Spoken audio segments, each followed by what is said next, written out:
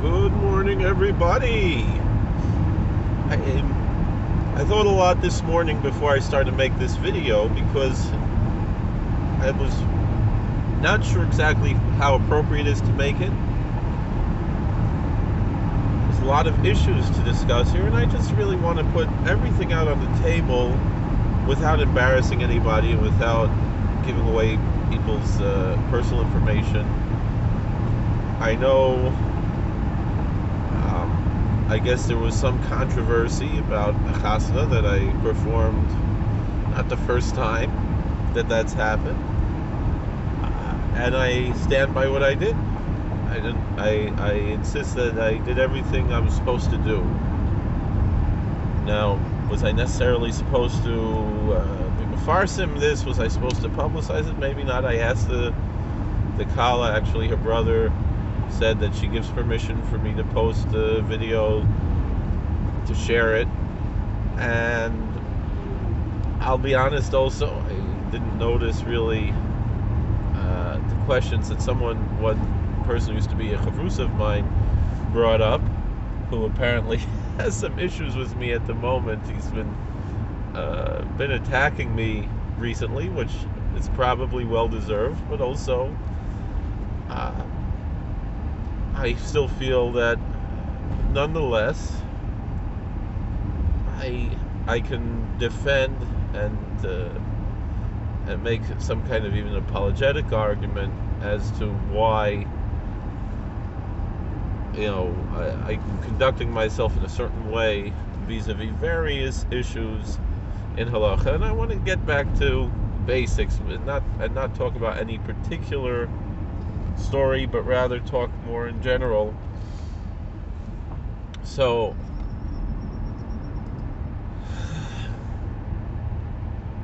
and maybe give a little musar to this younger man who feels like he has to give me musar, and it's not tit for tat. It's not. I'm not making any kind of nekoma, but I really feel that for his benefit, and I know him and I know his story, and for the benefit of others who might be in a similar situation, and talk about my own, I would say, kind of conversion story. I remember I was talking to one of the chaplains who worked for me at one point, who moved on, retired more or less, and I discussed, and I told him how I myself was probably much more conservative in my youth than I am today. And he said, usually is the opposite. Usually you're more liberal when you're young, and you become more conservative as you age. And I'll be honest, I really have become much more liberal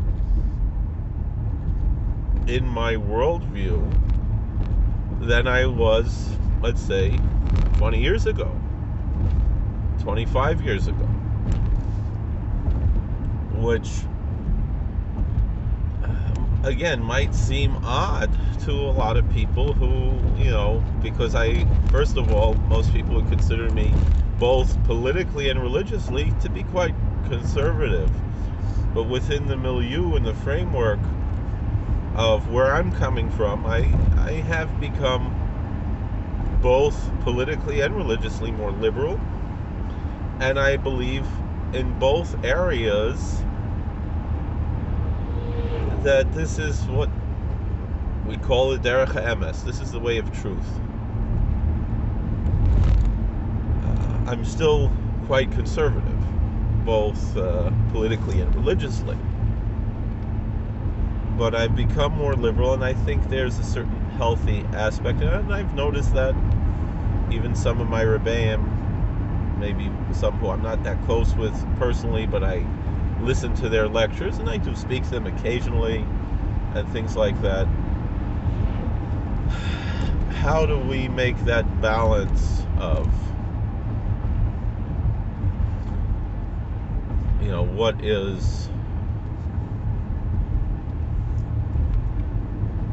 balanced, really? I mean, I was reading an article about Rav Menachem Froman, Zichron Livracha, who I I didn't speak to, but I davened with him twice, actually, that I can remember. Maybe I saw him other times, but I remember I was by the Koisel twice, Hoshana Rabbah, davened with his minyan, and the Bachrim there, his Talmidim, his disciples there, asked me to lead Musaf the first year, and then the second year, the boys, they said they remembered me from the year before, but they said that Rav Froman said no, they wanted someone else to lead Musaf. But I got to daven Musaf for Rav Froman one time, and there was someone was asking him in his own way. He seemed to be. He passed away, I guess, 6 years ago now. They asked, and I didn't know who he was when I was there. I just, was like, this looks like a nice minyan to daven with. I'll daven here. But I was reading an article that came out recently from, I think it's called 1840 is the blog, and they asked him, you seem to be a contradiction, because, are you a right-winger or are you a left-winger? Particularly with Israeli politics, that means something different than it means in America. Just like in Europe, it means something different. That's something I've discussed politically on this channel many times before. And the dichotomy that they showed him was, on one hand, you would seem like a right-winger because you're a settler, but you also seem like a left-winger because you go and have dialogues with the Arabs, even with Hamas. And the answer that Rav Froman said, which is really a very Hasidic answer, it's rooted very much in the Zohar Kodesh, and certainly to a certain extent in the Tanya and other Sifrei Hasidus and Kabbalah. And the answer, he said, is that you need two wings to fly. And I think he saw this left and right paradigm in the Kabbalistic sense of Chesed and Gvura, the Chilu Rechimu. And the Zohar Kodesh says the Chilu Urechimu Trei Godfin, that fear and love of God are two wings, and if you only have one and not the other, you can't fly. And you need that balance in life. And I've experienced that myself, because here I am, on one hand, I toe the line mostly with my ideology on Zionism. Would go along with someone like the Satmarov and Rabbi Victor Miller and other tzaddikim who had a very, what is considered, extreme view, anti-Zionist view, which I really think is a balanced and normal and pragmatic view, as opposed, and I really see the Zionism as the extremism. That's kind of my worldview. And also I feel very much, which I take a little bit from Rabbi Victor Miller, although again, not following, blindly what he said just because he said it. No Gadol, not even a Rishon is the Sanhedrin, and that's something that I learned, and certainly not an Achron, and not from the later Achronim, from our contemporaries, as much as we love them and revere them. Not every word that they say do we necessarily have to take, and so, it was very well known that Rav Miller, big tzaddik, and I was zeicha to meet him actually several times. I have his autograph. How he said that it's like a avodah zarah and it's Yarek Val Yaver to eat turkey on Thanksgiving. And respectfully, I'm chaylik on that, because really, if you know the actual, only because of the historical, not as a posek, not as a rov, but as a student of history, which I know Rav Miller was also a student of history. But I'm chaylik on him on the historical aspects of Thanksgiving. But on the other hand, he encouraged patriotism. He encouraged that he says a Kiddush Hashem for a Jew to display the American flag. That obviously I embrace very strongly, and I embrace my identity, which maybe that's not something he necessarily did, but I strongly embrace my identity as an American. I feel, and this is just Joe Kolakowski. This is not anybody else. But I would say I feel about America the way that the religious Zionists feel about Israel, and I'm honest about that. And maybe nobody else in the world says like that, but it's okay because that's just me. And I really believe that America is Reishis Tzmichas Gula Sein, and I can explain that, but now's not the time to discuss that. But I'm honest about that. I have a Sudas Haidah on the 4th of July, and I put on the kolpik. Just like last night I put on a kolpik because it's Chof Gimel Sivan, and maybe if I get home before Shkia today, after all the various work that I have to do, maybe Nachum, I'll wash and have a Suda. But when I sat down and washed after Marav last night, because it's a Sudas Haidah, that this is the day when the letters were sent out, Machshavas Haman, that Mordechai sent out the letters to repeal Haman's decree, and so it's a day when we kind of, according to my holy ancestor, the Chavos Yoyer, the Chosei Galenu, he brings in the Mekor Chaim. There's the Inyan to commemorate Purim a little bit on this day. So maybe if someone is choilik on whatever I have to say in this video, and I don't really have that much time to go through all the ideas I had, maybe I'll make a separate video. You might want to say it's Purim Torah, but I'm really being honest about this. So it was a question about tznius, and a question that this younger man, who I don't think it's a secret, he himself is a ger tzedek. He asked, he said, why would a serious ger? I'm not going to repeat the question that he asked because I don't want to embarrass the people that involved with people who were, they know what we're talking about here, the story. And I'm not going to get into any details, personal details about the people involved, other than whatever I said already, and maybe even certain things that are there I might take down just to protect people's privacy. But the first thing I have to say is that the halacha is kechem kager.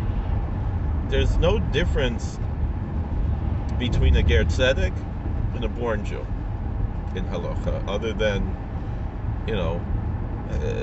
issues with kahuna, things like that. But in malchus and things, and maybe some rabbanim like to extend this question of malchus even to other issues of srora, like to be a president of a shul and things like that. And it's a little machlekes about these types of questions.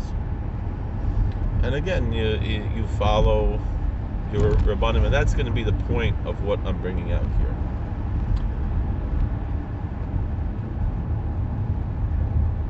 So the question is, why would any Jew do something like this?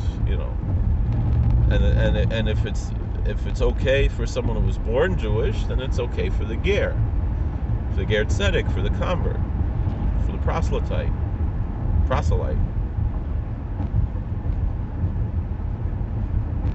So, and this is what's going to be controversial. So I don't remember the name of the Rav. There was a Rav who, I guess he was appointed by Reb Moshe to be involved with Geirus or something. He had Shemush and Geirus from Reb Moshe, and I don't remember. He was a Rav in Jackson Heights, which we know, that there was a traffic jam that went back to Jackson Heights, if anybody knows that reference.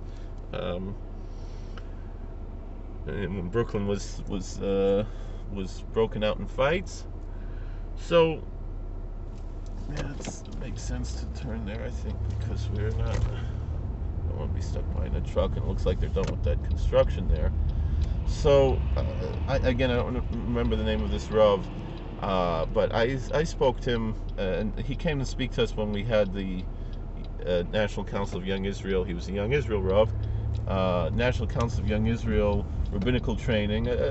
He spoke about Geirus and what the how we conduct ourselves vis-a-vis Geirus and so forth. And he said something that he said, he was very proud that said like something along the lines of 90% of any women that he was Megayer, any Kioristin, covered, if they're married, they cover their hair. And I, being much more fundamentalist at the time, I was shocked. Why isn't it 100%? Why are you being Megayer someone who's not going to cover their hair?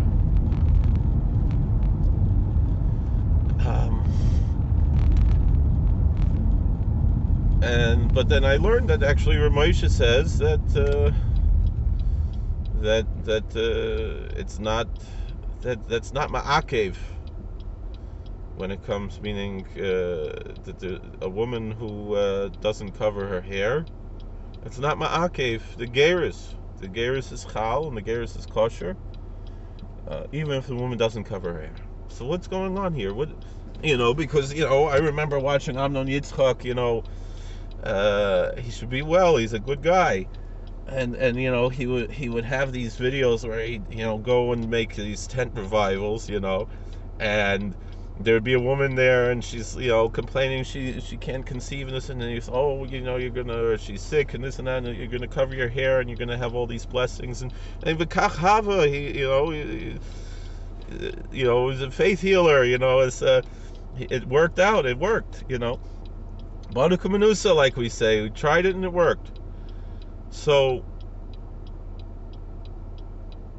what's the situation though here with this? And he said, it's beferish, in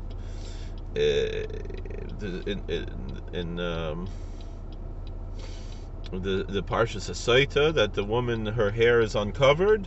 That's her embarrassment. So we see that it's deraisa. A woman has to cover her hair, and that's how we learn it. That's how we understand it. So if that's the case, what are you doing? You're converting a woman not covering her hair. So so what is it? What are we talking about here? So I turned to a famous tshuva from Rav Mishash, who is a Rav in Morocco. And by that time in Morocco, the French influence had become very strong. And I made a big mistake making this turn. I should have gone straight. And a lot of Jewish women in Morocco were not covering their hair. And again, it's the same din, kechem kager. It's not a difference whether you're born Jewish or convert. It's the same thing. So, and he said, Hanach lahem liyisrael.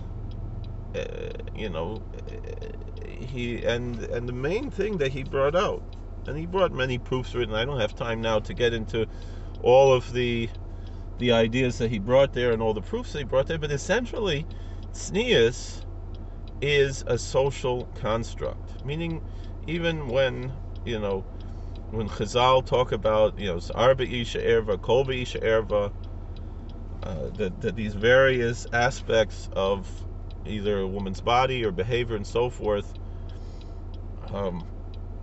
could be considered licentious and not tznius and immodest.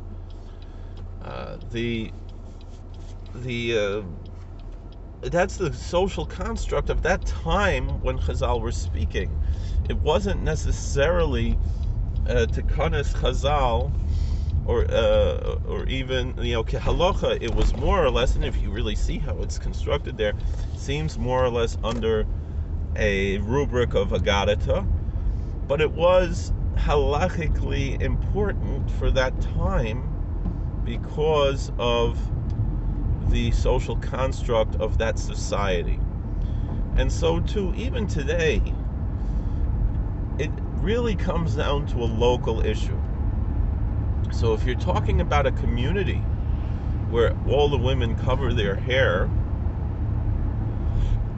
I would say it's a chiv d'oraisa for a married woman to cover her hair. And there's some communities even where the single women cover their hair, and that was the way it was at a certain time in history even.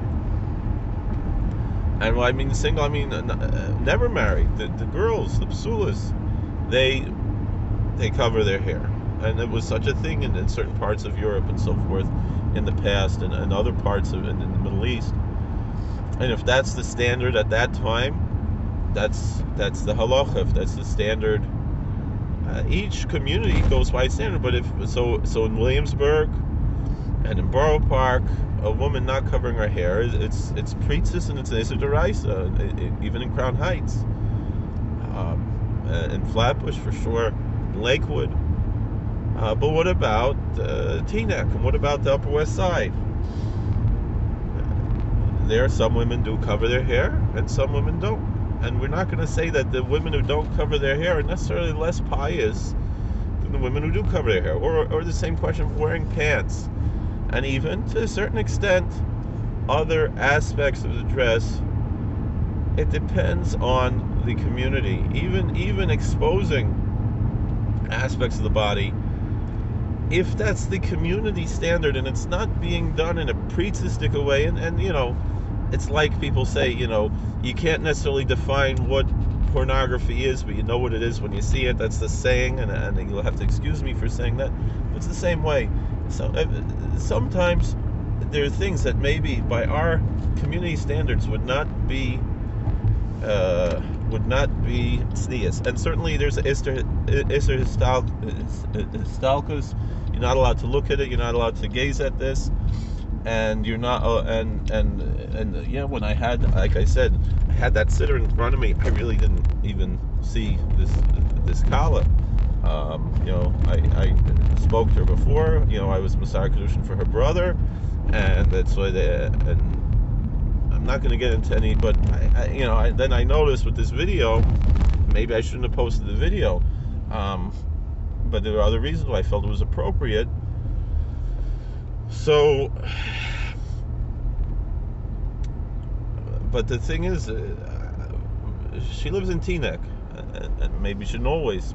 She lived in one of those other communities that we mentioned before, but now this is where she's living. There's nothing halachically requiring, if that's the standards of the community. Same thing, a woman wearing pants, and they're otherwise theistic, and they're women's pants, but they're loose fitting and so forth. There are all kinds of things, but basically, like we said, and even you know, certain other, you know, the arms or the legs being exposed is not necessarily precistic. It's not necessarily, again, it's by the standards, and it is a sad thing when somebody might have been raised in a more appropriate way and then they change, but there are social and other reasons why that happens to people, and we have to understand who we're talking to, who we're dealing with, and treat everybody with respect. And so for that reason, I don't think I necessarily did anything wrong. We can talk more about the social construct of tznius at a later time, but I'm at work now. I'm already late, and I have other things to do today. Thank you for watching. God bless. Please like, share, and subscribe, comment. We'll see you.